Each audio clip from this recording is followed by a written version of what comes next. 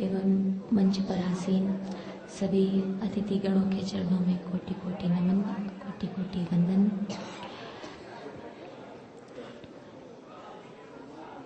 आज सुबह से जो भी सांप सीढ़ी का खेल चल रहा था,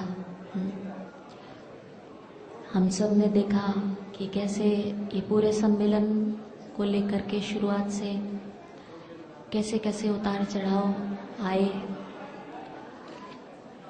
बाहर से भले देखने में लगा हो कि वो षड्यंत्र करने वाले सफल हो गए, लेकिन हम तो ये मानते हैं कि भले ऐसा प्रतीत बाहर से हो रहा हो, लेकिन निश्चित रूप से आज के इस प्रकरण के बावजूद भी आपकी श्रद्धा, आपकी भक्ति, आपकी निष्ठा की जीत हुई है। तभी आज इतनी संख्या में अभी तक आप लोग इतनी सुबह से रात तक यहाँ पर बैठे हो। ये प्रमाण है कि अभी भी बापू के भक्तों की जो श्रद्धा है वो अखंड है। बापू जी के चरणों में वो डिगाई जा नहीं सकती। चाहे कितना भी हम षड्यंत्र कर लें, चाहे कितना भी कुप्रचार कर लें, चाहे सुबह से शाम कितना भी टीआरपी के लिए मीडिया वाले अनर्गल दिखाते रहे, लेकिन बापू के भक्त डिगाए जाते नहीं हैं। जब ये प्रकरण, ये विवाद प्रारंभ हुआ अगस्त के माह में, तो कुछ सेवा के निमित्त शाहजहाँपुर में हम गए। वहां से लौट रहे थे, वहां कुछ प्रयास हुए, सफलता नहीं मिल रही थी, तो लौटते हुए हमारे साथ अहमदाबाद के कुछ संचालक भी थे। रास्ते में हम लोग चर्चा कर रहे थे कि हम तो सत्य के पथिक हैं, लेकिन इतनी अड़चनें आखिर क्यों आ रही हैं मार्ग में। जब ये मन में बात उठी, थोड़ी सी निराशा थी मन में। उसी समय हमारी गाड़ी जा रही थी हाईवे पर शाहजहाँपुर और बरेली के बीच में। तब तक एक ट्रक हमारी गाड़ी के सामने आ गया और उस ट्रक पर बड़ा सुंदर एक सुवाक्य लिखा हुआ था, जो कई बार हमने बापू जी के श्रीमुख से भी सुना है। ये भक्तों का अनुभव होता है कि कभी कोई मन में बात आती है तो तुरंत बापू जी का संदेश हमको मिल जाता है, समाधान हमको मिल जाता है। उस ट्रक पर एक वचन लिखे हुए थे जो मुझे लगता है खाली हमारे लिए नहीं, हम सब के लिए आज सार्थक हो रहे हैं। उस ट्रक में यही लिखा था कि वैसे तो देखो कितने हल्की भाषा के शब्द पीछे लिखे रहते हैं, लेकिन उसमें ये भाषा लिखी थी कि सत्य, ये आपने पहले भी सुना होगा, लेकिन इस परिस्थिति में विशेष रूप से लागू पड़ता है कि सत्य परेशान हो सकता है, लेकिन सत्य कभी भी पराजित नहीं हो सकता, नहीं हो सकता, नहीं हो सकता। ये तुरंत ये संदेश बापू जी का मिला। तो आज की भी ये पूरी घटनाक्रम ये हमको सीख देती है, क्योंकि बापूजी ने भी हमको यही सिखाया है कि सदैव सम और प्रसन्न रहना ही ईश्वर की सर्वोपरि भक्ति है। चाहे जीवन में कितने भी उतार आए, कितने भी चढ़ाव आए, लेकिन बापू ने अपने भक्तों को सिखाया है कि हर परिस्थिति में हम मुस्कुराते हुए चलेंगे। कितनी भी अड़चने आए, कितनी भी दिक्कतें आए, लेकिन हम हिम्मत हारने वाले नहीं है। आज हमने सुबह जज्बा देखा लोगों का, लोगों को संदेश मिला कि ट्रक अपनी बसों को वापस लौटा देना है, अब नहीं जाना है। सुबह एक बार बस का काफिला चला शाहजहाँपुर की तरफ, फिर ऐसा हुआ कि अब जो परमिशन है वो रद्द हो गई है, वापस जाना है। फिर बाद में दोबारा ऐसा हुआ कि भाई आश्रम में भी कार्यक्रम की संभावना हो सकती है, शाहजहाँपुर आश्रम में। तो बेचारे लौटे हुए लोग जिन्होंने अपनी बसें कैंसिल करा दी थी, दोबारा भी आए और दोबारा भी उनको लौटना पड़ा। दिन भर हमारे फोन बजते रहे, लोग पूछते रहे, प्रश्न आते रहे।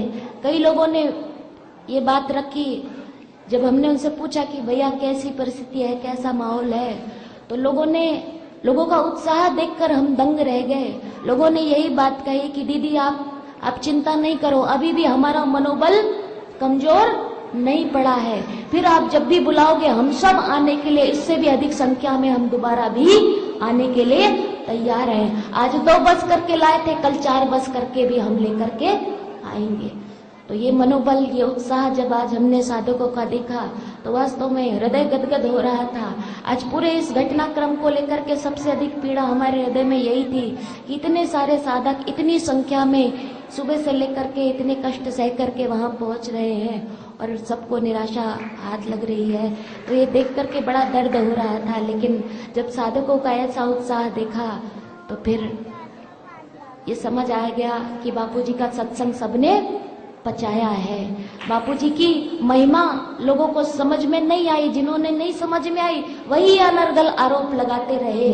अगर महिमा समझना है तो जो चैनल मीडिया वाले जिन्होंने आरोप लगाया है वो बापूजी का ये मैगजीन है सच मैगजीन, इसमें इस बार ये बापूजी की औरा की तस्वीर छपी है।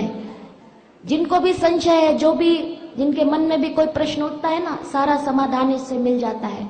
जो लोग आज आरोप लगा रहे हैं, शोषण का आरोप लगाते हैं, अरे जिन्होंने करोड़ों का पोषण किया वो शोषण कैसे कर सकते हैं, ये सोचने जैसी बात है। बापूजी का जो आभा मंडल आज सिद्ध करता है, क्योंकि ये संतों महापुरुषों का जैसा तेज आभा होती है वैसा दिव्य आभा मंडल पूज्य बापूजी का ये डॉक्टर हीरा तापड़िया कोई साधक नहीं है, उन्होंने ये तस्वीर ली और ये बताया कि जैसा तेजोमय आभा मंडल पूज्य बापूजी का इस समय धरती पर है, ऐसा उन्होंने पहले किसी का देखा सुना पाया नहीं। बापूजी किसी को भी शक्ति प्रदान कर सकते हैं, बापूजी में ऐसा तेज है। और बापूजी एक जन्म से नहीं, पिछले 10 जन्मों से ऐसा समाज सेवा का, लोक मांगल्य का कार्य करते आ रहे हैं। और तो जो भी आरोपी होते हैं उनका आभा मंडल कैसा होता है और महापुरुष का आभा मंडल कैसा होता है, आज ये सिद्ध हो गया। इसीलिए आज साधक एक ही बात साधकों के मन में उठती है कि हम भी पीछे हटने वाले नहीं। और साधकों ने अब ये ठान लिया है कि साधकों की ये हरिओम बोली ऐसी वैसी ये बोली नहीं है, निंदकों की तड़प और गरज से डरने वाली ये टोली नहीं है। एक बार एक लाइन खाली गाएंगे फिर हम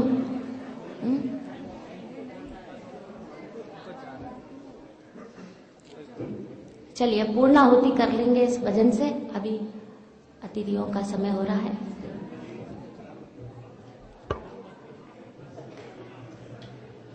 बहुत बहुत धन्यवाद साध्वी पूजा दीदी का। वास्तव में उन्होंने अथक परिश्रम किया है, अथक सुप्रचार किया है और मैं तो समझता हूँ कंटिन्यू पिछले कई दिनों से इस लखनऊ मंडल में आसपास कंटिन्यू अविरत उन्होंने जो अपनी सेवा प्रदान करके सुप्रचार किया है, उनके लिए एक बार खूब ताली बजा के हम लोग हार्दिक अभिनंदन करेंगे साध्वी